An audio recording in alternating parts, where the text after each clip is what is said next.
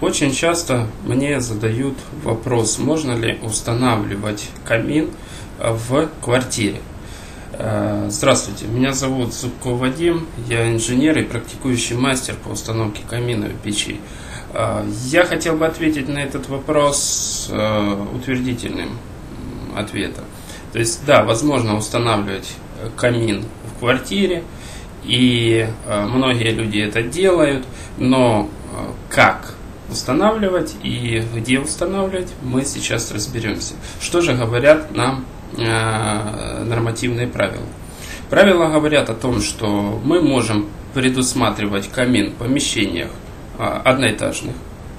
Это может быть как гражданские, так и коммунальные, административные здания.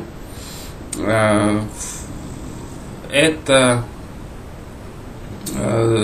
здания коммунальные и административные, гражданские, где допустимо печное отопление. Чаще всего это здания, где уже было печное отопление, это старые дореволюционные постройки, там присутствуют каналы дымовые, и, соответственно, мы можем подключаться и устанавливать, так как они заложены в проекте здания. Второе. В квартире на последнем этаже здания. То есть, если вы счастливый обладатель последнего этажа, 8, 9, 4, то вы можете устанавливать в своей квартире камин, соответственно, сделав прокол в перекрытии и крыше. Также мы можем устанавливать камин в помещении, которое, допустим, вы имеете несколько этажей квартиры, включительно последнего. То есть, предположим, вы хозяин 8, 9, последнего этажа квартиры. То есть вы можете установить камин как на 8 этаже, так и на 9 этаже. Это ваша квартира, и, соответственно, 9 этаж у нас последний. Опять же, прокол перекрытия, крыша. Все, мы установили.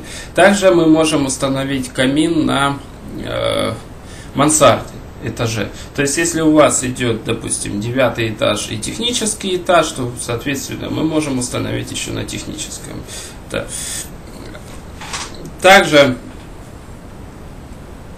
если вы хотите установить камин в любом другом случае, то такое решение должно согласовываться в установленном порядке, соответственно, службы коммунального и архитектурного бюро. Вот. Ну, в принципе, это все, что я хотел сказать. Устанавливать, от себя добавлю, что устанавливать камин и подключать его к вентиляционным каналам ни в коем случае нельзя.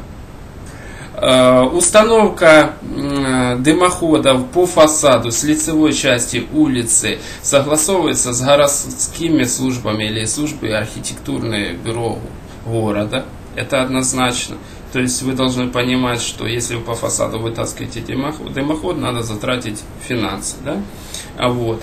И еще для установки такого дымохода или камина в квартире на последнем этаже или предпоследнем, вам необходимо привлекать специалистов, которые выпишут вам акт на печных работ, которые, в принципе, вы можете использовать для страховки данного помещения, так как в данном случае вы отвечаете не только за себя, а еще за соседние помещения.